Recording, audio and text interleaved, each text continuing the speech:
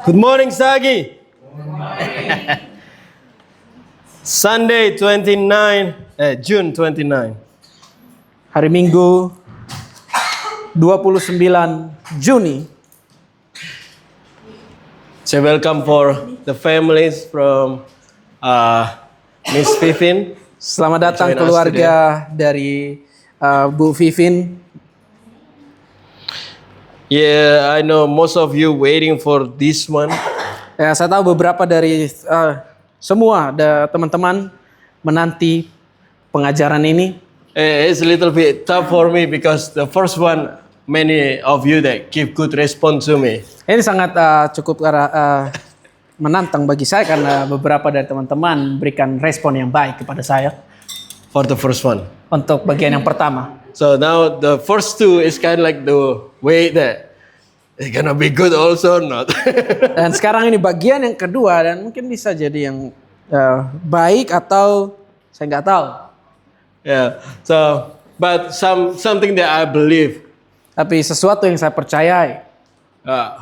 yeah, probably you can testify too. I not often say that God spoke this to me and I want to tell you something. Ya, saya percaya bahwa Tuhan. Not often I say that. Ya, dan nggak sering saya katakan ini, tetapi ini Tuhan yang ngomong ke saya, dan itulah kenapa saya mau bagikan kepada teman-teman.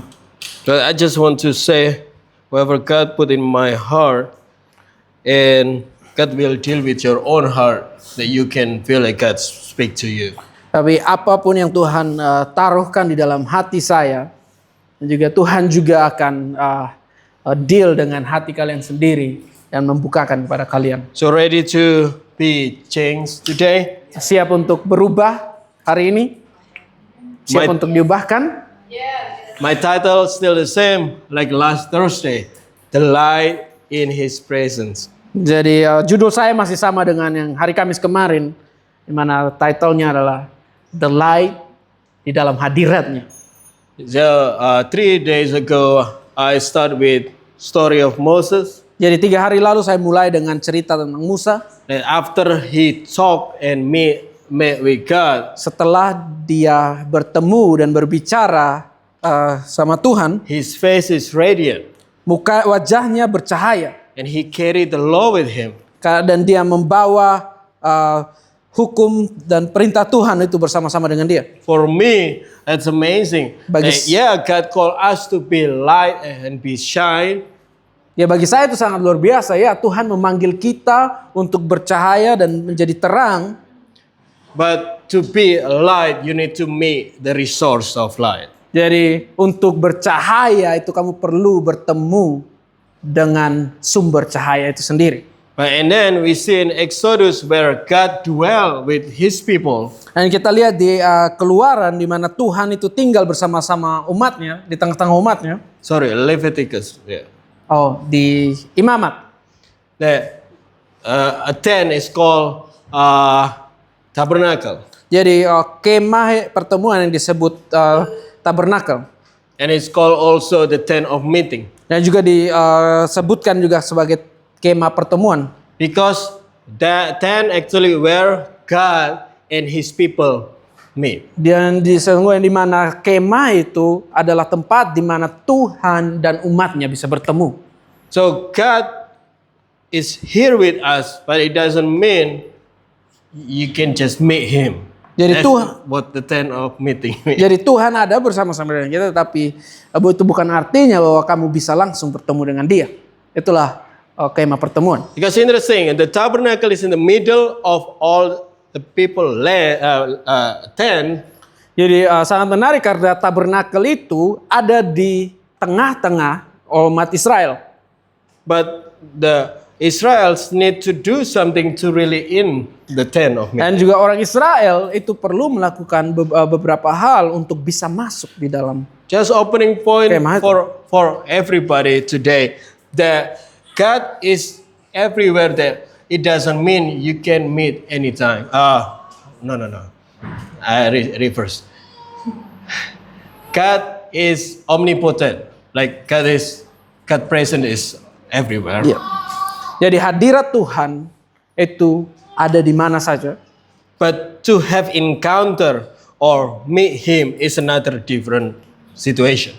Jadi untuk bertemu secara langsung dengan dia itu merupakan suatu situasi yang berbeda. Because in fact, sometimes you sitting in your room, even you know that God is there. Dan bahkan terkadang pada kenyataannya kamu berdosa di dalam ruanganmu sendiri, padahal kamu tahu Tuhan juga ada di situ melihat.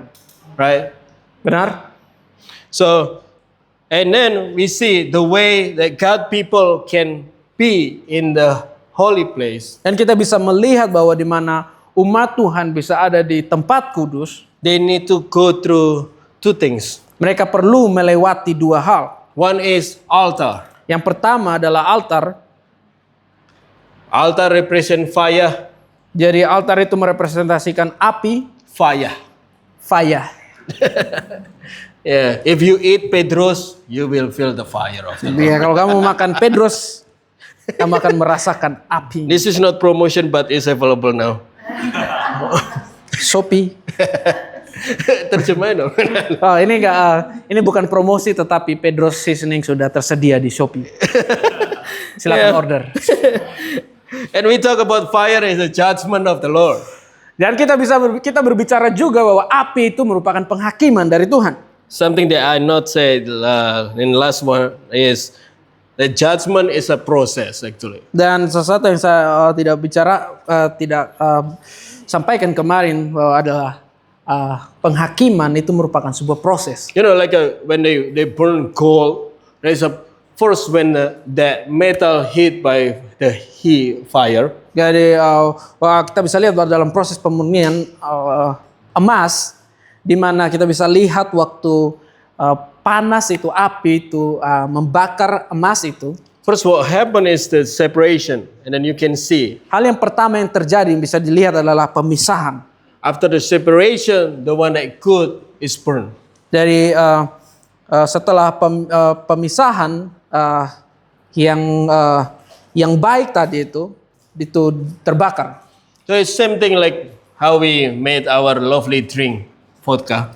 Ya, hal yang sama ketika kita membuat minuman kita vodka.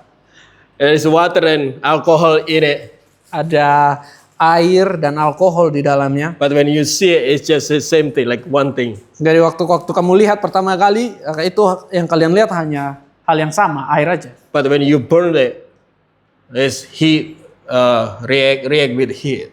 Ya, ketika kalian membakarnya dan panas itu mulai bereaksi, And then separation happen, dan pemisahan itu terjadi. and then one will just burn out, Yang satunya itu hanya terbakar aja, and one stay. dan yang lainnya itu tetap di situ. So the fire of the Lord, the judgment, will burn. First, will separate your flesh and your righteousness in you. Dan api Tuhan dan penghakiman Tuhan yang pertama kali dilakukan adalah memisahkan kedagingan dan bahkan kebenaran yang ada di dalam hidup. And then after that, the flesh burn out, Dan setelah itu dagingmu itu terbakar habis. and the holiness stay. Dan kekudusan itu yang tinggal di dalam kehidupan. But after that, you need to walk to the next step. Dan setelah itu kamu perlu berjalan di langkah selanjutnya. It's called basin. Yang biasa disebut basin, kolam pembasuh. We go to Exodus 30. Kita pergi ke Keluaran 30. Exodus is before Revelation. Jadi kitab Keluaran itu sebelum kitab Wahyu ya. In case you confused where is that, you know. Ya. Ya, mungkin kalian bingung di mana Keluaran. I will read the verse 17 to 19. Saya akan bacakan di ayat 17 sampai 18. Exodus 30, 17. Say that when you're there. The Lord said to Moses, "You shall also make a basin of bronze with its stand of bronze for washing." What? You shall put it between the tent of meeting and the altar. So in between. And you shall put the water in it. with which Aaron and his son shall wash their hands and their feet. Maka berfirmanlah Tuhan kepada Musa, haruslah engkau membuat bejana dan juga alasnya dari tembaga dan untuk pembasuhan. Dan kau tempatkanlah itu antara kemah pertemuan dan mesbah, dan kau taruhlah air ke dalam. Maka Harun dan anak-anaknya harus membasuh tangan dan kaki mereka dengan air dari dalamnya. How many of you that want to enter the tent of meeting? Seberapa banyak dari kita yang mau masuk di dalam kemah pertemuan? Yes? We talk about altar is represent fire, Kita berbicara tentang altar yang merepresentasikan api, and based on that we just read, it represent water. dan mana kolam pembasuh itu yang merepresentasikan air. You cannot just go into the area of the tent and then just go in. Kalian nggak bisa masuk di dalam area kemah itu dan langsung masuk ke dalamnya. You need to pass the fire Kalian perlu melewati api itu and pass the water. dan juga melewati air itu. That's why this the second part I call it walk through the water. Itulah bagian yang kedua ini saya sebutkan, berjalan melalui air. So delight in the Lord, to be in His presence. You need to we need to have action to approach it. Jadi untuk delight di dalam hadirat Tuhan itu kita perlu aksi untuk mendapatkan. We getting close though. Kita sudah semakin dekat di dalam. One more thing. Satu hal lagi, Let's go through water. itu melewati air. Let's see in verse 21. Mari kita lihat di ayat 21. They shall wash their hands and their feet so that they may not die. Come Oh, on. dang. Yeah, it shall be a statue forever to them, even to him and to his offspring throughout their generation. Haruslah mereka membasuh tangan dan kaki mereka supaya mereka jangan mati. Itulah yang harus menjadi ketetapan bagi mereka untuk selama-lamanya, bagi dia dan bagi keturunannya turun-temurun. It's something that need to be remembered Sesuatu yang perlu diingat, and remind ourselves. dan kita perlu mengingatkan diri kita And sendiri. before enter the presence of the Lord, you need to wash yourself. Dan sebelum masuk di dalam kemah pertemuan Tuhan, kita perlu membersihkan diri kita. Because definitely the scripture say, oh, so they not die. Dan bahkan di sini ayat di dalam Alkitab menyebutkan bahwa mereka harus membersihkan diri mereka. Who want to die in God's presence? Siapa yang mau mati di dalam hadirat Tuhan? It sounds very spiritual, good thing sentence, but who want to die in God's presence? Itu terdengar sangat rohani ya. Right? Siapa yang mau mati di dalam hadirat Tuhan? He will die. You know why? Kamu akan mati. Kenapa? Tahu nggak kenapa? You wanna know why you die? Apakah kalian tahu kenapa kalian akan mati? If you not wash. Kalau kamu nggak membersihkan dirimu. That's why this is the step that's so important, because definitely if you try just go in, you will. Ini sangat penting Die. karena ketika kalian mencoba memaksa masuk tanpa membersihkan diri kalian, kalian akan mati. Paul talk about it. Paulus juga berbicara tentang hal ini. 1 Corinthians 1 Korintus 1. pasal 1. 1. No, 1 Corinthians 1:29. 1 Korintus 1 ayatnya yang ke-29. Are you there?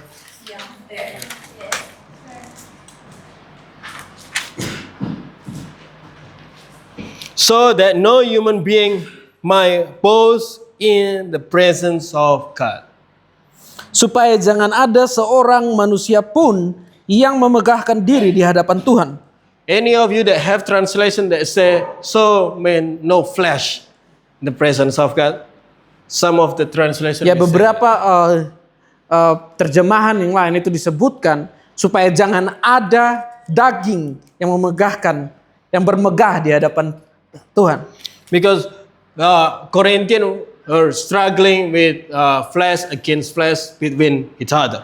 Karena orang-orang di Korintus ini mereka bergumul karena mereka kedagingan mereka dan mereka berperang atau baku tumbuk. Aku tumbuh. So God with His fire in the altar, at the altar, Dan Tuhan dengan apinya di altarnya help us to get rid from that flesh. membantu kita untuk menyingkirkan atau memisahkan kita dari kedagingan kita. Because in God's presence, Karena di dalam hadirat Tuhan, He don't like any flesh. dia nggak suka ada daging-daging. That's why if you just go into with your flesh too, you will die. Karena itulah kenapa kalau kamu masuk ke dalam kedaginganmu, di dalam hadiratnya, itulah akan membuat kamu mati di dalam. Better you burn your flesh first. Itu akan lebih baik kalau kamu membakar kedaginganmu terlebih dahulu. If you realize what we just read in Exodus 30, that day after the priest, the Aaron and his sons, Jadi menarik bahwa kita baca tadi di kitab Keluaran, setelah Harun dan anaknya, they sacrifice the animal. setelah mereka mempersembahkan hewan itu, That time they don't have the glove, like Wow. the rubber glove, you know. waktu itu mereka nggak punya sarung tangan ya. They cannot just throw the glove and then Mereka nggak bisa hanya membuka sarung tangannya. I can imagine because in God's word also sometimes they burn ox. Dan bahkan saya juga menyadari terkadang mereka itu membakar ox itu kerbau. That's a big stuff, and I know you will get dirty. Iya, itu hal yang besar dan pasti kalian akan kotor.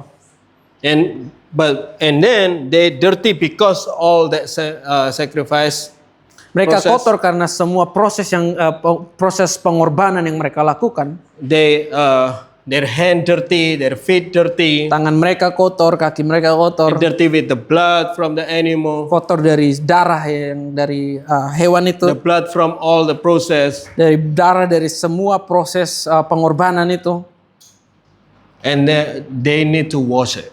Dan itu membuat mereka harus membersihkan.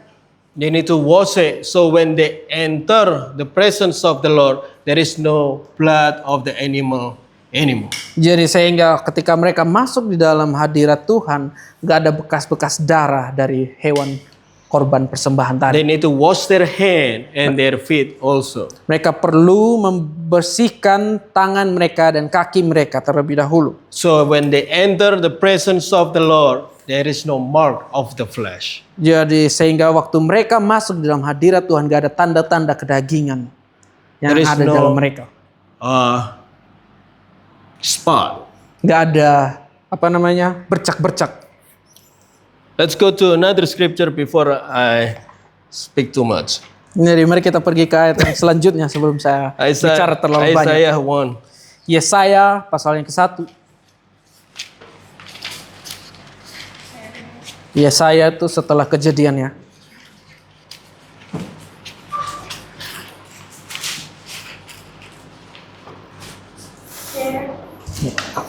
Are you there, church? Verse 16. Ayat yang ke-16. Wash yourself, make yourself clean. Remove the evil of your deeds from before my eyes, just to do evil. Basuhlah, bersihkanlah dirimu, jauhkanlah perbuatan-perbuatanmu yang jahat dari depan mataku. Berhentilah berbuat jahat. From my explanation about Aaron and his son, Dari penjelasan saya tentang dari Harun dan anak-anaknya, cleansing is a decision and action. jadi pembersihan itu merupakan keputusan dan langkah. God make the water available, but the cleansing is your decision. Tuhan menyediakan air itu, tapi keputusan untuk membersihkan tubuhmu adalah keputusan. First, it say wash. Yang pertama di situ disebutkan basuhlah. Wash is not just play water. Jadi membersihkan itu bukan hanya sekedar bermain-main dengan air. My kids usually, Jeho, wash your hand, and then done, and then all still here. Jadi sama kayak anak saya juga, Jeho, waktu saya suruh, Jeho, cuci tanganmu. Dia terus datang tangannya masih kotor. Wash it means really from the root word is like wash off. Try to get rid all and make it clean. Jadi basuhlah itu di dalam akar bahasa aslinya itu artinya bahwa membersihkan betul-betul tanpa menyisahkan satu kotoran pun di tangan. It means what I'm talking about today is not just activity. Jadi yang saya katakan hari ini adalah itu bukan hanya tentang aktivitas pembersihan aja. It's just something, okay, you do it, but this is something that to accomplish a goal, you know. Jadi ini bukan hanya hal yang kamu lakukan, aku melakukan pembersihan aktivitas ini, tetapi ini merupakan sesuatu hal yang perlu dicapai. Itu merupakan suatu goal. It's not formality. Itu bukan hanya sekedar formalitas saja. The goal to wash is to be clean. Tujuan atau goal dari pembersihan itu adalah untuk menjadi bersih. The goal to be baptized is to be with Jesus. Jadi goal dari pembaptisan itu untuk ada bersama-sama dengan Yesus. Now the church is their goal to be baptized is because they want to get married in their church. Jadi sekarang tujuan dari gereja-gereja kebanyakan bahwa mereka mau menjadi baptis karena mereka mau dibaptis karena mereka mau nikah di gereja itu. I do this in the church because everybody do it too. Aku mau melakukan hal ini, aku mau melakukan hal itu karena aku lihat bahwa semua orang melakukan ini dan itu. What I'm talking today is the washing is real deal to accomplish cleanliness. Jadi yang saya katakan bahwa pembasuhan ini adalah merupakan suatu goal dan tujuan untuk mencapai kebersihan. Interesting is clean and holy is two different things. Dan ingat bahwa bersih dan kudus itu merupakan dua hal yang berbeda. Clean, the original word is tahor. Jadi bersih itu bahasa aslinya itu tahor. The bahasa Indonesia close, they call it tahir. Jadi bahasa Indonesianya itu mendekati bahasa aslinya, itu biasa disebut tahir. It's not brother of tofu. Itu bukan saudara dari tahu. Not tahu, right? Bukan tahu, tapi tahor, tahir. tahir, tahur. Kan? Yeah. Okay. Tahor that means free from. Jadi kata tahir itu artinya bahwa terlepas atau terbebas oleh sesuatu. And holy is who know the Hebrew holy. Jadi holy, kudus itu siapa yang tahu bahasa Ibraninya? Kados. Ya. Kados means set apart. Jadi kados itu artinya dikhususkan. Set apart like okay, this is mine. Dikhususkan atau dipisahkan. Ini kepunyaanku. If we can say exclusive pastor. Ya, jadi Vikas biasa ngomong that is exclusive pastor. Exclusive. It's just for him. Khusus untuk Tuhan. So when God say, hey, you are the holy people, it means this, you are my people. Jadi kalau Tuhan berbicara, kamu adalah umat kepunyaanku. This is, yeah. Kamu adalah kepunyaanku. Umatku yang kudus. This is, so we can understand the goal of washing is to be clean, right? Jadi kita perlu memahami bahwa goal dari pembasuhan itu adalah untuk menjadi bersih. So the goal to clean is to free from. Jadi goal dari Something. bersih itu adalah untuk terbebaskan dari sesuatu. It's okay, I will tell you the something is later on. Saya akan memberitahukan sesuatu tadi. But my point is free from something. Tapi poin saya adalah kamu terbebas dari sesuatu. Ask your neighbor, are you free today? Tanyakan ke kiri kanan kalian, apakah kalian bebas hari ini?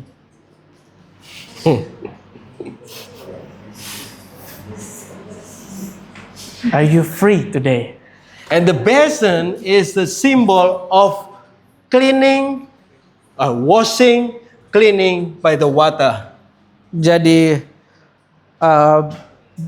kolam pembasuh ini adalah simbol dari kamu bersih dari sesuatu. So there is two elements, washing to be clean and the water. Jadi ada dua elemen di mana kamu bersih dari pembasuhan dan juga ada air. So we talk about clean already. It's free from something. Jadi kita telah berbicara tentang bersih tadi. Itu artinya bahwa kita terbebas dari sesuatu. Let's talk about the water. Mari kita berbicara tentang air. We go to Ezekiel Kita pergi ke Yehezkiel 36. 36. Yehezkiel 36. First, I will start verse 25.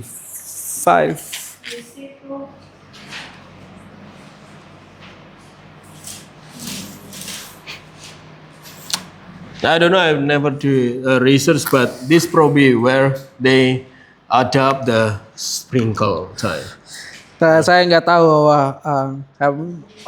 melakukan Sprinkle research baptize, yeah. bahwa di sini saya bisa melihat bahwa mereka lakukan sprinkle percikan air, Baptis apa bahasa Indonesia tuh? percik, Yeah. baptis percik. I will sprinkle clean water on you, and you shall clean from all your cleannesses, and from all your idol I will clean you. Dari ayat 25 ya. Yeah. Aku akan mencurahkan kepadamu air jernih yang akan mentahirkan kamu dari segala kenajisanmu dan dari semua berhala-berhalamu. Aku akan mentahirkan kamu. So water represents cleansing. Jadi air itu merepresentasikan pembersihan atau pembasuhan. Cleansing both, even sometimes it's happening physically and spiritual. Dan pembasuhan ini itu bisa, pembersihan ini terjadi baik itu baik itu bagi rohani dan jasmani. That's why we took a bath every day. Itulah kenapa kita mandi setiap hari. For some of you, Beberapa dari kita. some probably once a week. Beberapa dari kita mungkin sekali seminggu. But we cleanse our physique. Tapi kita membersihkan fisik kita. Today we talk about spiritual. Hari ini kita akan berbicara tentang hal yang rohani. The question will be, okay, if water represent cleansing, what that water cleanse us from? Jadi kalau air itu merepresentasikan pembersihan, pembasuhan,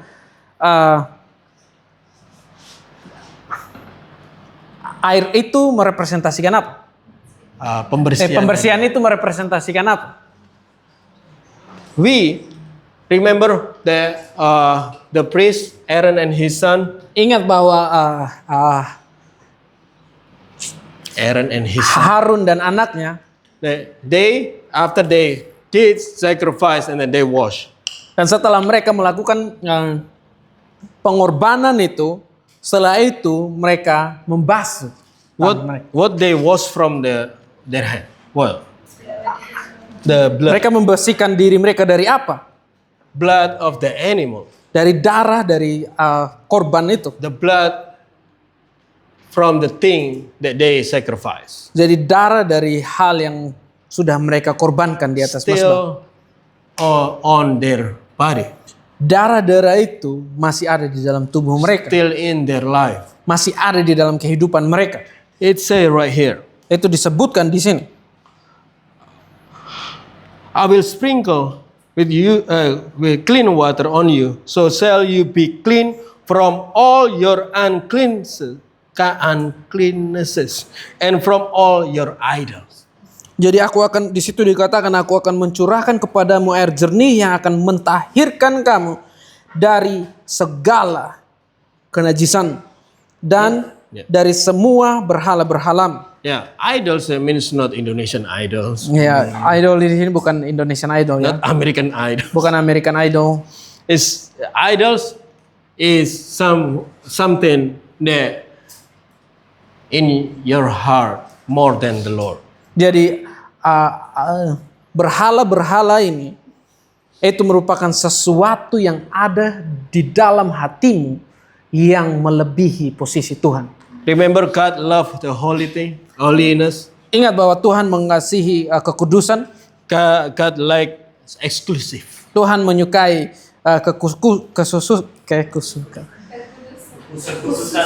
kekhususan. Yeah. That's why the first thing that He said in the law is, don't have another one. Itulah kenapa di hukumnya yang pertama adalah jangan ada yang lain selain aku. Just me. Hanya aku saja. And just me and you. Aku dan kamu. The other is kontra. Yang lain kontrak.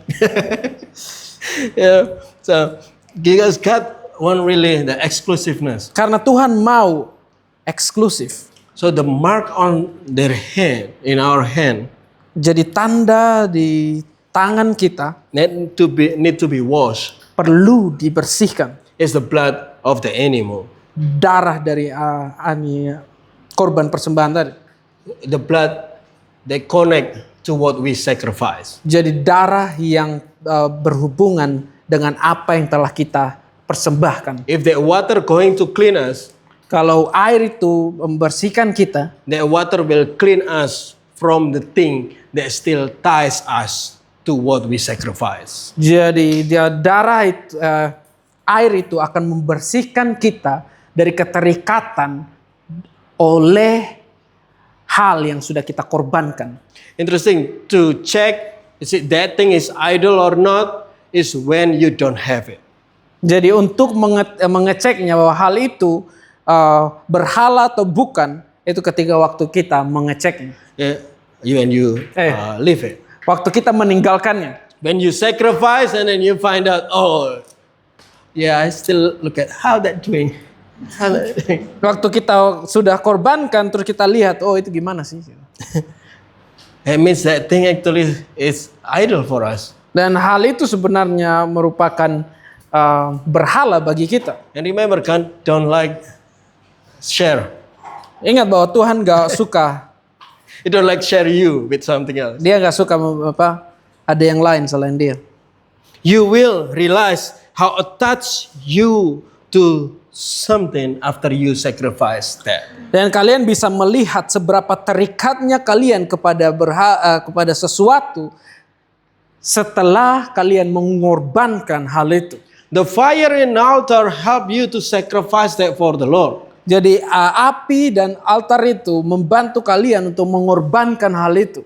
But we still have some spot in our life that ties to that. Tapi kadang kita masih memiliki suatu tanda-tanda atau spot di bagian kehidupan kita, bercak-bercak itu, yang masih terkait atau terikat dengan hal yang sudah kita korbankan di altar itu. And in God's eyes, even that just spot is represent that thing still. Dan di mata Tuhan, bahkan ketika itu hanya bercak-bercak darah, tetapi itu masih merepresentasikan hal yang sudah kita korbankan tadi.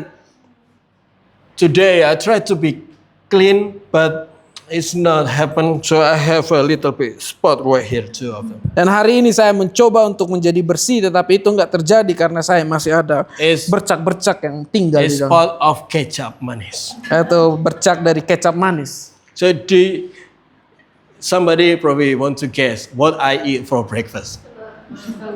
Nah, Egg and ketchup, right? mungkin ada yang bisa menebak apa yang sarapan pagi di pagi ini. Itu adalah telur dan kecap. So the spot actually represents something. Jadi tanda itu tadi, itu bercak itu merepresentasikan sesuatu. Even you already sacrificed that. Bahkan ketika kamu sudah mengorbankan sesuatu, But in your life, God still can see. tapi You still enticed to that person. di dalam to that kehidupanmu Tuhan masih lihat bercak itu yang dimana kamu masih terikat dengan hal yang sudah kamu korbankan. In 1 Peter say, present yourself without spot and blameless. Dan di Petrus itu ngomong bahwa persembahkanlah tubuhmu tanpa ada bercak-bercak. Yes, we did sacrifice Ya, things kita to sudah the Lord. kita sudah mengorbankannya di hadapan Tuhan. But we may still sometimes visit it again. Tapi terkadang kita masih kembali dan melihat lagi apa yang sudah kita korbankan. How that doing? Gimana itu? How that ox doing? Gimana kerbau yang sudah korbankan, sudah I hope kumatikan. still not burn all. Aku harap itu tidak Whole thing. terbakar sepenuhnya. I hope, that's actually a sign that you still enticed to what you Aku sacrifice. berharap waktu kalian masih menoleh kembali dan melihat kembali ke belakang, itu tanda bahwa kamu belum terlepas Let's go to sepenuhnya Hebrew. dari hal itu. Hebrew 10. Mari kita lihat di Ibrani ayat yang ke-10. I will go to verse 22. Ibrani 10 ayat 22.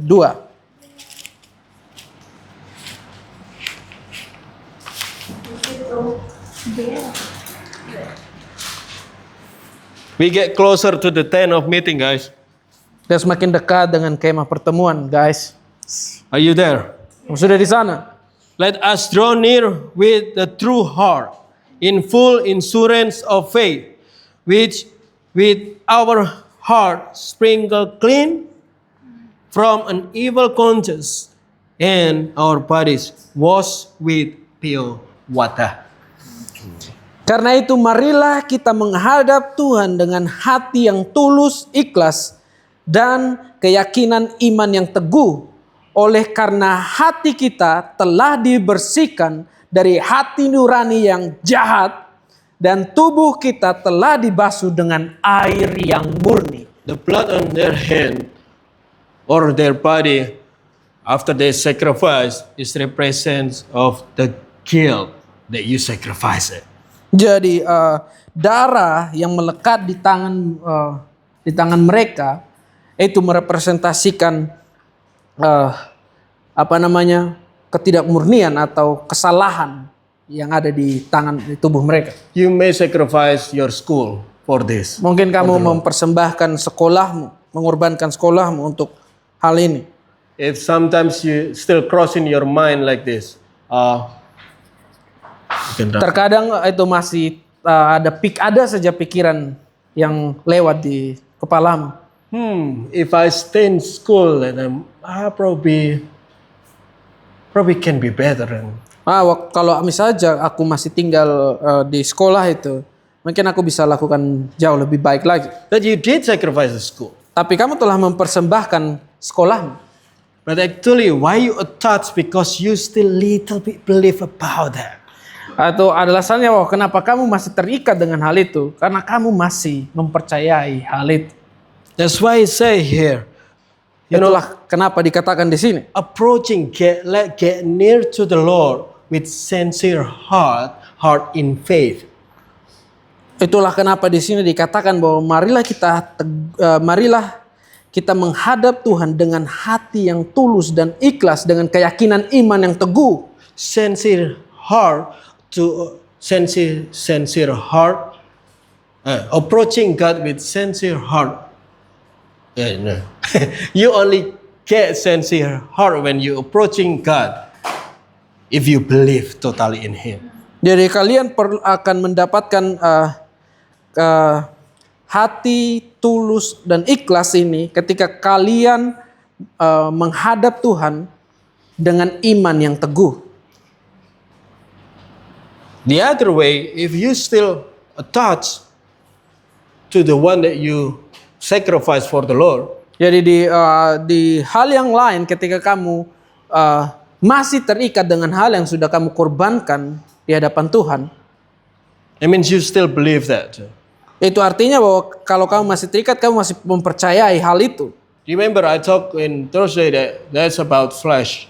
Dan ingat bahwa yang saya bicarakan di hari Kamis itu tentang kedagingan. Because this including your confidence to yourself too. Dan ini juga termasuk kepercayaanmu pada dirimu sendiri juga. This is including your prideful that you know better than the Lord. Dan itu termasuk juga kesombonganmu yang dimana kamu tahu jauh lebih dari apa yang Tuhan tahu. Honestly, sometimes I still juggling in this one. Dan bahkan saya juga masih bergumul dengan hal ini. Because sometimes we try to figure out, for a man, we try to figure out what the best way to do something. Dan sebagai pria kita kadang mau mencari tahu hal ini apa yang terbaik untuk melakukan sesuatu. And sometimes we visit our own strength. Terkadang kita kembali mengecek dan melihat dari kekuatan kita sendiri. That maybe we have sacrificed that already, but we visit it back. Tapi kadang memang mungkin kita pernah mengorbankannya itu, tetapi kadang kita masih kembali mengecek dan melihatnya. But I believe we all in this room want to approaching the Lord with sincere heart. Tapi saya percaya bahwa kita semua yang ada di tempat ini, kita mau menghadap hadirat Tuhan dengan hati yang ikhlas dan murni. Sincere means clean. Itu ikhlas, itu artinya tulus, itu artinya bahwa bersih. By changing your belief to the Lord alone. Dengan menggantikan kepercayaanmu dan kamu hanya percaya kepada Tuhan saja. Because faith, believe in the Lord, that make your heart clean. Jadi karena percaya kepada Tuhan yang membuat hatimu bersih. Let's see John 3. Mari kita lihat di Yohanes 3.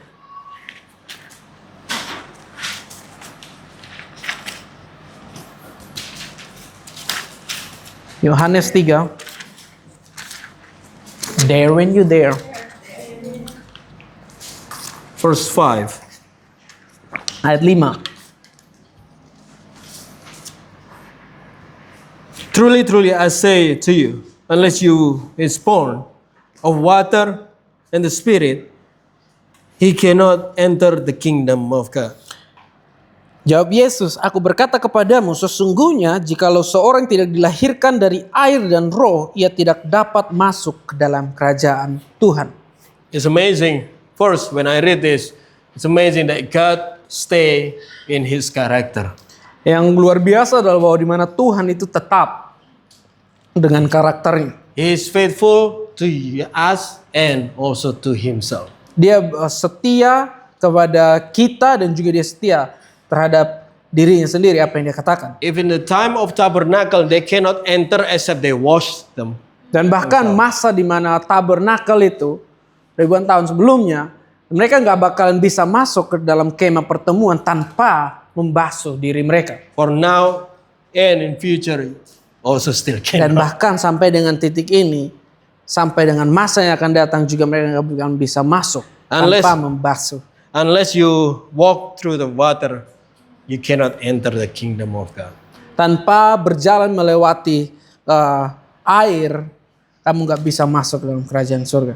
You cannot go enter the tent of meeting. Kamu nggak bisa masuk dalam kemah pertemuan. Yeah, except you wanna die inside. Yeah. Atau kalau kamu mau mati di dalamnya, kamu bisa I wanna masuk. suicide and go inside. Aku mau bunuh diri. Because definitely you will die. Yeah, because definitely you will die. Dan kalau kamu masuk ya tanpa membasuh, ya pastinya kamu akan mati. You know, I believe so much this that make me that I need to make sure I clean before it. Dan saya before I mempercayai hal ini, sangat mempercayai hal ini karena itu saya memastikan bahwa saya pasti selalu bersih. Because the presence of police on the road is scary thing for the one that don't have license. Jadi hadirat dari polisi yang ada di simpang itu, perempatan itu, sangat menakutkan bagi mereka yang nggak punya SIM, helm, dan yang lain. But for the one that have license, okay. Bagi mereka yang punya surat izin mengemudi, SIM, helm, ya mereka lewat aja. The presence of God is scary thing for you that is still unclean. Jadi hadirat Tuhan akan menjadi sangat menakutkan bagi kalian yang masih belum bersih. Many Christians still try to, okay, God don't come now. Jadi banyak orang Kristen yang ngomong, oke Tuhan jangan datang dulu sekarang. I'm still not ready. Aku masih belum siap. Come on. That's most of Christians live their life like that. Ya masih banyak orang-orang yang hidup seperti itu. But when you clean, you want to meet Him. Tapi kalau kamu bersih, kamu pasti mau untuk bertemu dengan dia. You're exciting because I've been like keep my dress clean. Dan kamu sangat bersemangat karena kamu memastikan kamu bersih dan siap untuk bertemu Tuhan. Let's see how they apply to our life. Mari kita lihat bagaimana yang diaplikasikan di dalam kehidupan kita. John 15:3. Yohanes 15 ayatnya yang ketiga.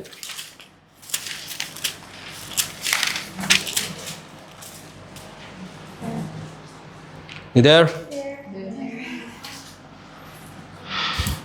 Already you are clean because my word that I have spoke to you. Kamu memang sudah bersih karena firman yang telah kukatakan kepadamu. How God clean us? Bagaimana Tuhan membersihkan kita? Through His word. Melalui firman-Nya. So, that's it. Itu aja. Because exactly like that. Sangat pesyat. Yeah. Obviously pesyat. But probably some of you confused. Okay, fire also the word of God. Dan beberapa dari kita bingung. Oke, api itu juga firman Tuhan.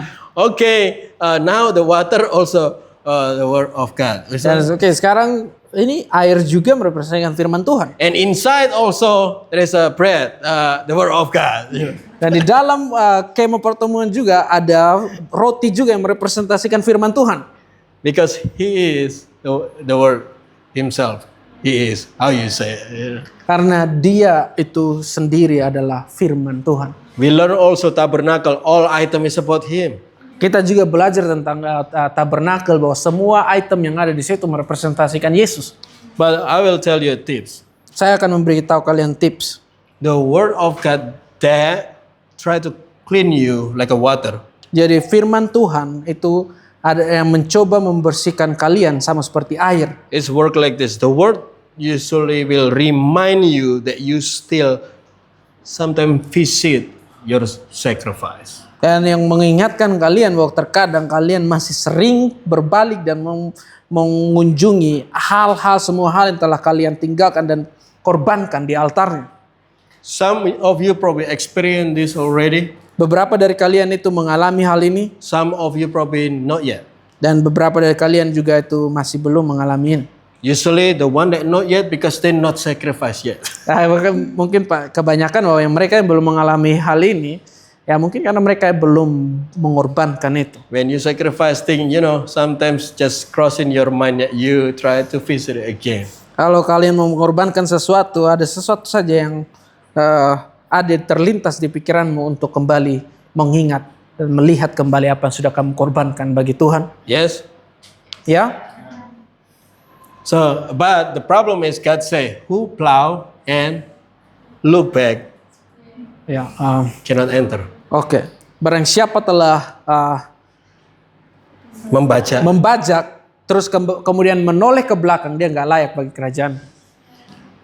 The word of God that this is represent the word of God that against the entice of the thing that you sacrifice. Jadi firman Tuhan ini yang akan menghancurkan semua hal yang masih mengikatmu yang berhubungan dengan apa yang sudah kamu korbankan sebelumnya. The word of God that against your attitude that always reasoning like makes excuse. Jadi firman Tuhan itu akan menghancurkan, membersihkan ya The thought that always make pikiran excuse yang selalu membuat alasan, that thing probably better for me.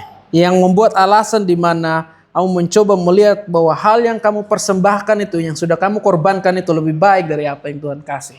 You know, because the word of God is like living water. Ingat bahwa firman Tuhan itu sama seperti air kehidupan. Sorry, I changed it. The word of God is living water. Firman Tuhan itu adalah air kehidupan. Let's see in John 7. Lihat di Yohanes 7.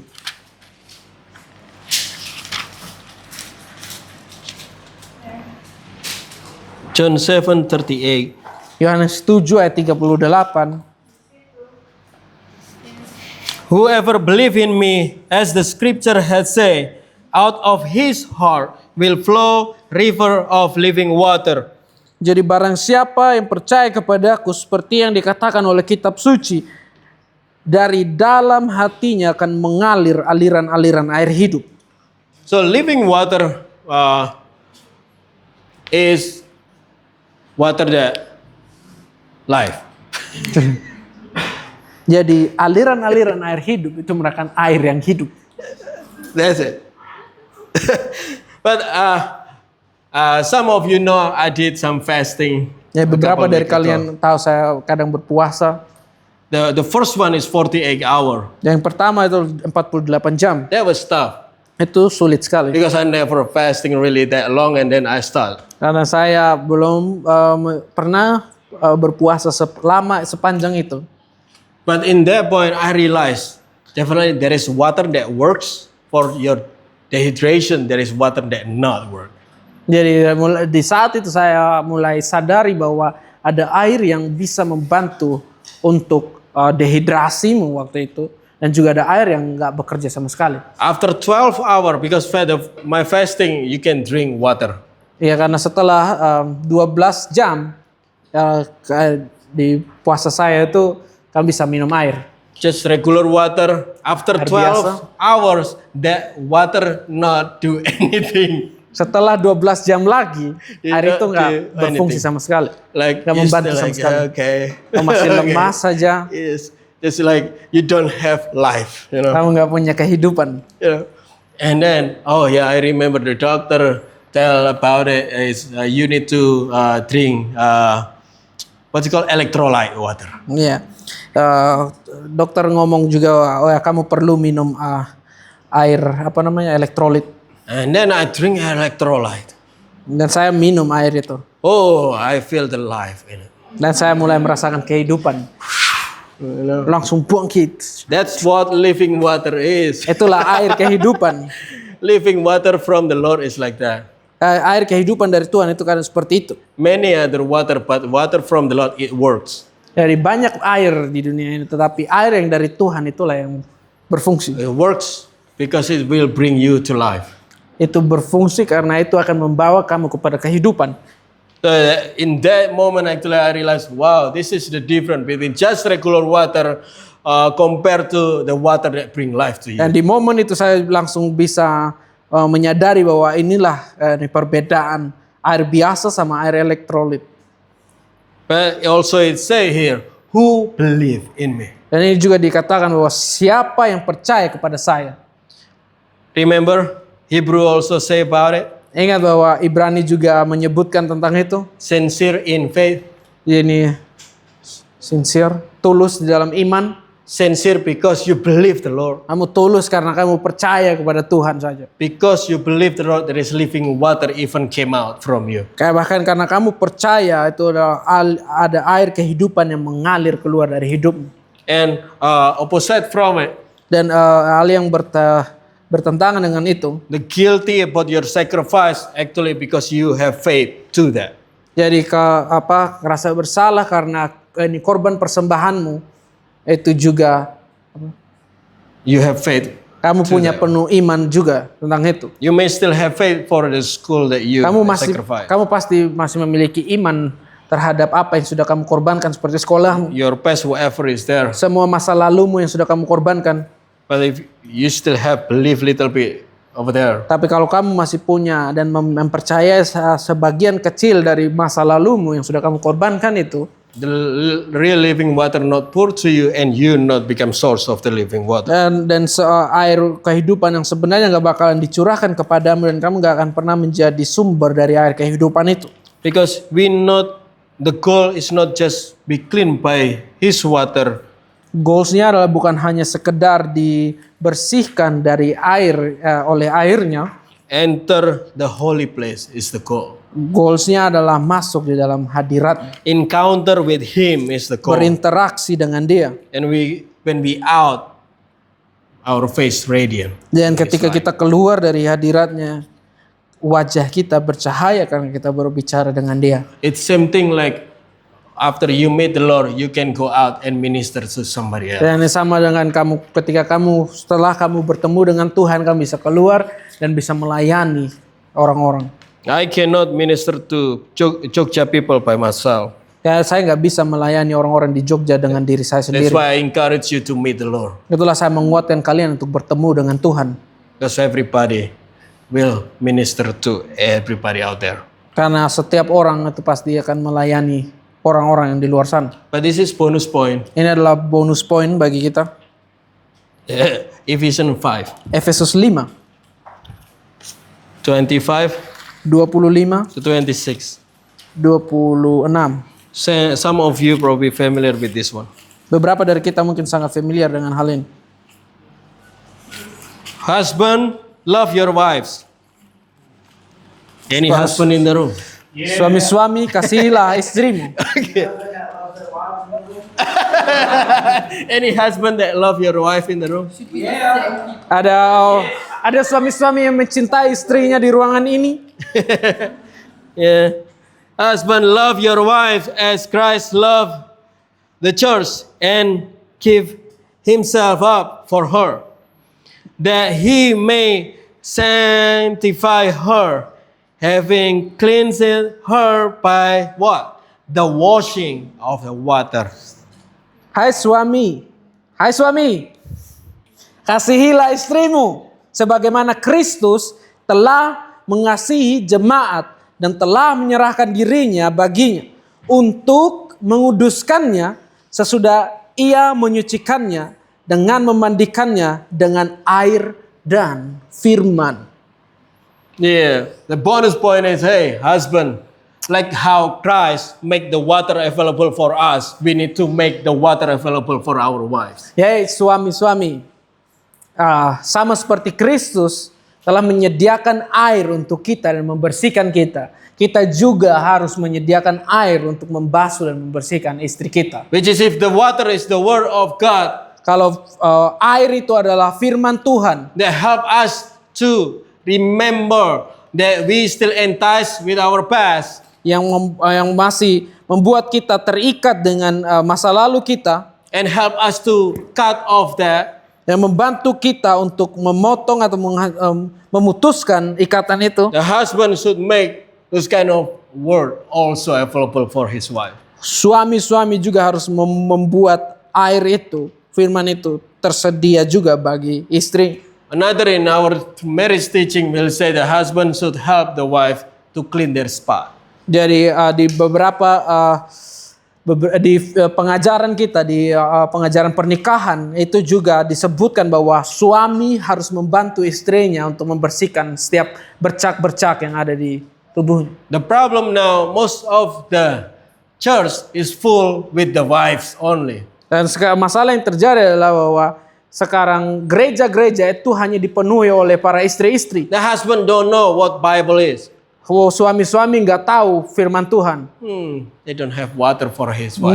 Mereka nggak punya air untuk istrinya. So don't blame your wife if your wife is dirty, Jadi jangan salahkan istrimu kalau istrimu kotor. because you never wash her. Karena kamu nggak pernah membersihkannya dengan firman Tuhan. So if for you single man, Bagi kalian para pria-pria single, make sure you know your word. pastikan Your word. kamu tahu firman. Still have time Masih ada waktu to prepare. untuk mempersiapkan. Amen? Yeah. For the wives, Untuk istri-istri, yeah, okay. For the wives is still there. You know, masih di sana. Kita belum selesai. you need to believe Kamu perlu percaya. the word that came to you from your husband. Kamu perlu mempercayai firman yang datang kepadamu dari suamimu. Because what happened like us as a church, Karena apa yang terjadi bagi kita sebagai gereja, sometimes we not clean just because we not believe with what God said. kadang kita nggak bersih karena kita masih nggak percaya apa yang Tuhan katakan. And when you wife, even your husband have a lot of water, if you not believe that water is the one that works, you will not get clean. Dan bagi kalian para istri, ketika kalian tahu bahwa bahkan ketika air itu ada di dalam suamimu, tetapi kamu nggak pernah mempercayai bahwa kalau air itu bekerja untuk membersihkanmu, kamu nggak bakalan bersih. So this is work in as a church, also work in every marriage. Dan ini bekerja di dalam gereja, dan ini juga akan bekerja di dalam setiap pernikahan. So for the single girls, Untuk wanita-wanita single, train yourself to believe the Lord totally. latihlah dirimu untuk mempercayai Tuhan sepenuhnya.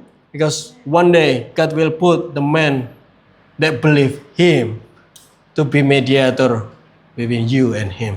Jadi karena suatu saat nanti Tuhan akan menaruhkan di dalam hidupmu seorang pria yang akan menjadi orang yang berdiri antara Tuhan dengan dirimu.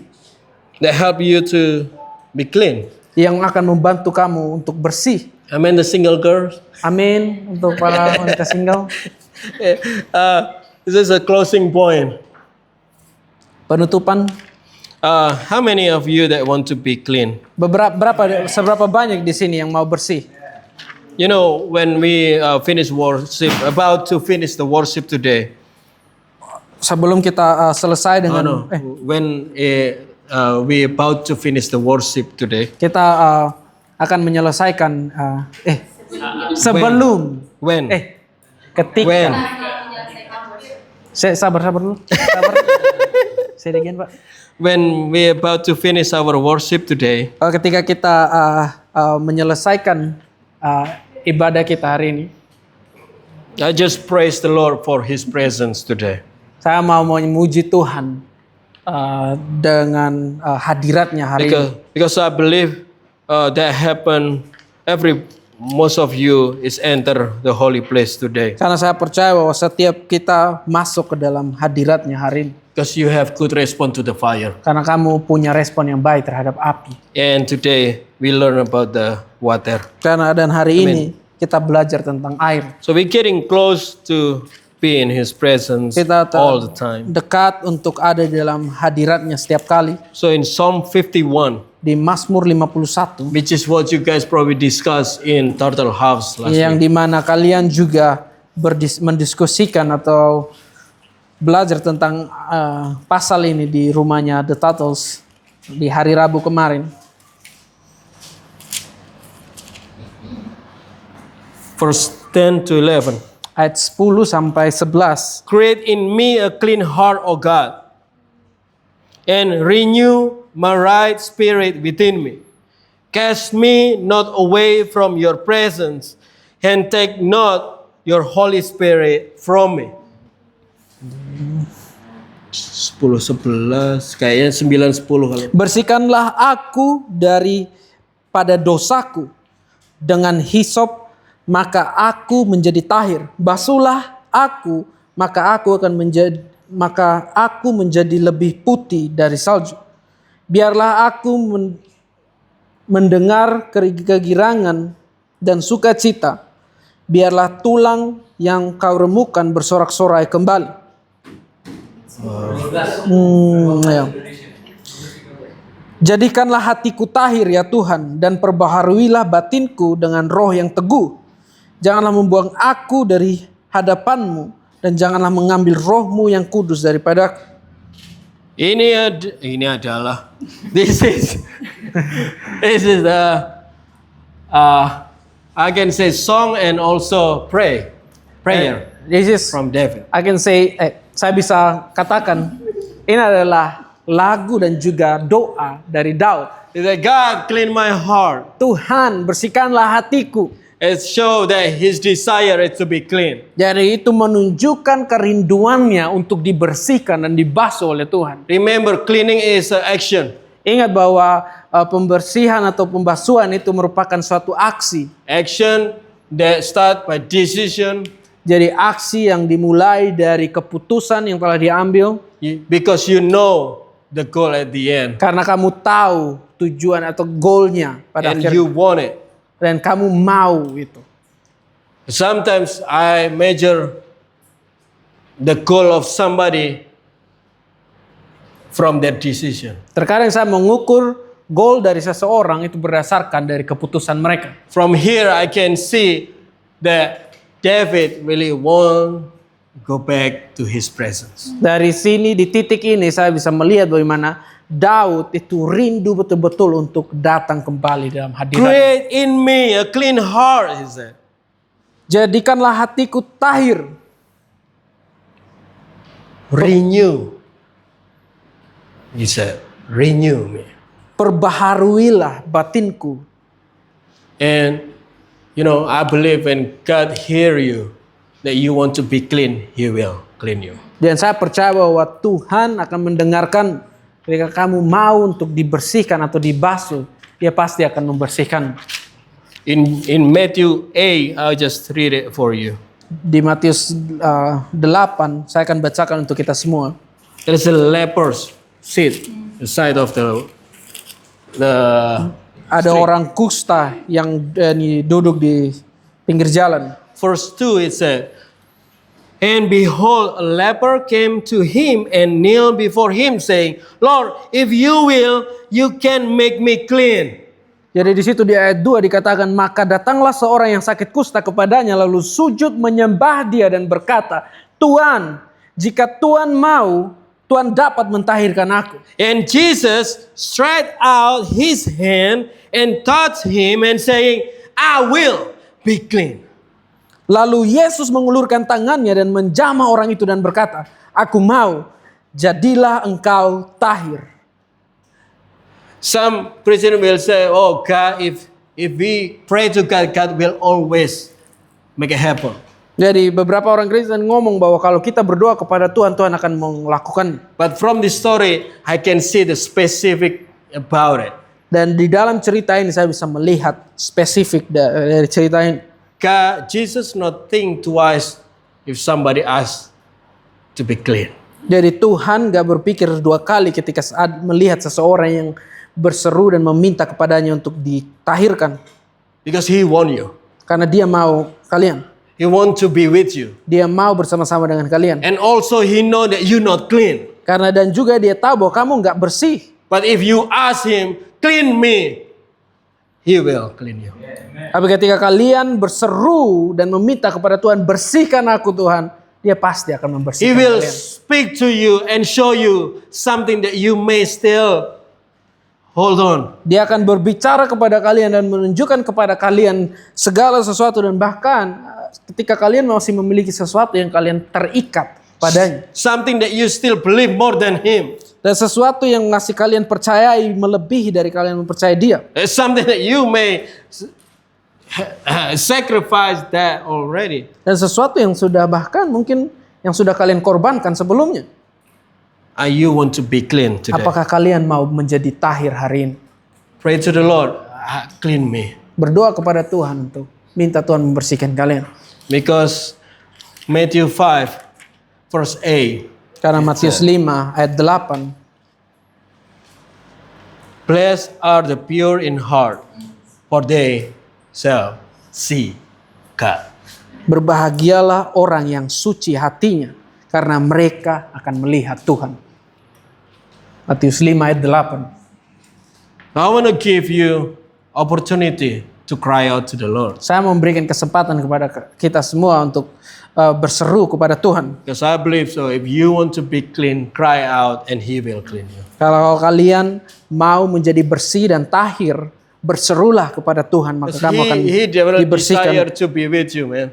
Karena dia rindu untuk ada bersama-sama dengan He kalian. desire to be with your family. Dia rindu untuk ada bersama-sama dengan He keluarga. desire to be with your marriage. Dia rindu untuk ada bersama-sama di dalam pernikahan. And He desire to be with you, the church. Dan dia juga rindu ada bersama-sama dengan kalian. But He gerejanya. cannot be with you if you're not clean. Tapi dia nggak bisa ada bersama-sama dengan kalian kalau kalian nggak bersih. Even you sacrifice already, you need to be clean. Dan bahkan ketika kalian sudah berkorban, tapi kalian perlu dibersihkan. So if you want to be clean, let's stand up and pray to the Lord. Kalau kalian mau dibersihkan dan dibasuh oleh Tuhan, mari bangkit berdiri. Start praying for your life, for yourself.